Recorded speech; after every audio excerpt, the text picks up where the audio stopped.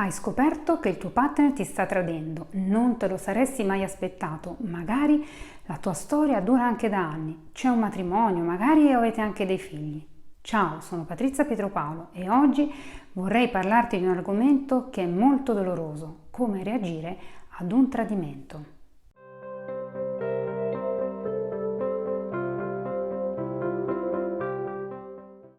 Innanzitutto chiediamoci, perché una persona tradisce?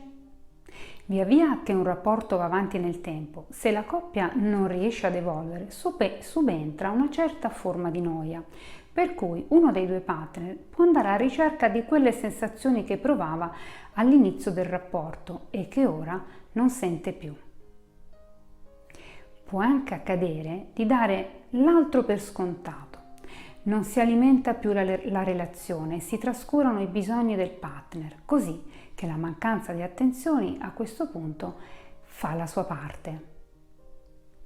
Delle volte poi possono esserci problemi pregressi della coppia che non sono mai stati affrontati o per paura o perché sono stati sottovalutati.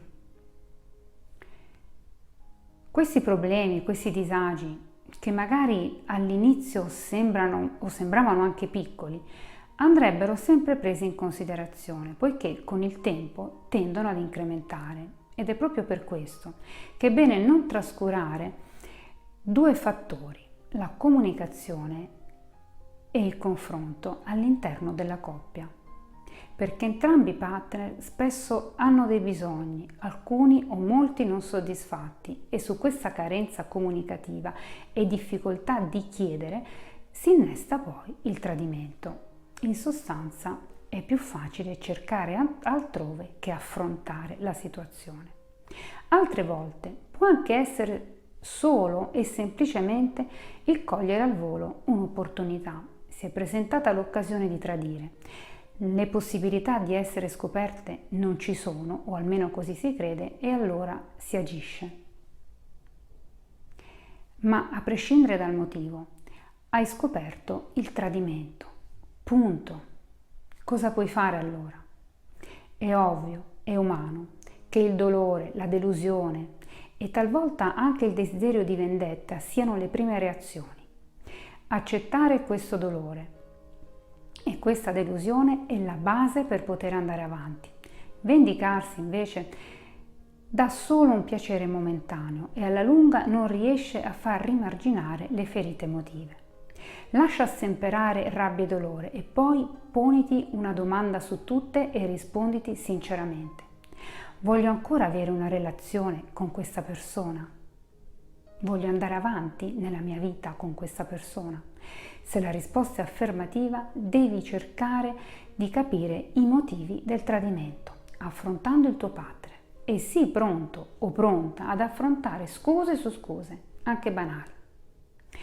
Quando affronti il tuo partner, però, non proferire minacce e ultimatum che poi non potrai seguire. Se vedi ancora questa persona, io ti lascio, poi devi essere veramente in grado di farlo. È ovvio che rabbia e delusione ti renderanno difficile all'inizio affrontare il problema, ma se questo rapporto è importante per te, capire cosa non va, parlarne apertamente, trovare insieme una soluzione, magari anche facendosi aiutare da un terapeuta, è l'unica via percorribile. Perché è possibile anche vedere il tradimento subito in un'ottica positiva. Sì, potrebbe esprimere cioè un disagio, qualcosa che non va nella coppia e quindi può diventare anche il momento giusto per innescare un salutare confronto e far evolvere il rapporto in una maniera positiva. Rifletti bene perché magari il tuo caso è proprio questo. Non serve però incolparsi e assumersi tutta la responsabilità del tradimento subito. Meglio ragionare e parlare in modo maturo, assumendosi, quando è il caso, ognuno la propria parte di colpa. In ogni caso, non sminuirti. Mi ha tradito perché non sono abbastanza e poi puoi mettere qui a questo punto qualsiasi cosa ti venga in mente o ti abbia detto l'altro. Comunque sia, Questa è una linea di pensiero che non porta a nulla, l'autocritica semmai deve essere invece costruttiva. E se il tuo partner non dovesse assumersi le sue responsabilità, cioè non contribuisce a cercare di migliorare la vostra relazione o addirittura viene in qualche modo a sapere che ti sta ancora tradendo, cosa puoi fare? Mettere un punto e fermare la relazione può essere la cosa più giusta, ma ovviamente non è semplice. Chiudere una relazione di lunga durata ha sempre un po' il sapore del fallimento e rompere perché si è stati traditi aumenta questa sensazione.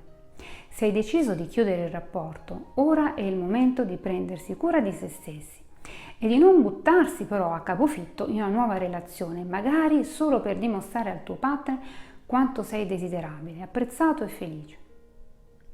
Cerca invece di sanare le tue ferite, di dedicarti ad attività che ti piacciono e che magari hai dovuto trascurare nel corso del tempo. Vedrai che la vita ricomincerà a sorriderti.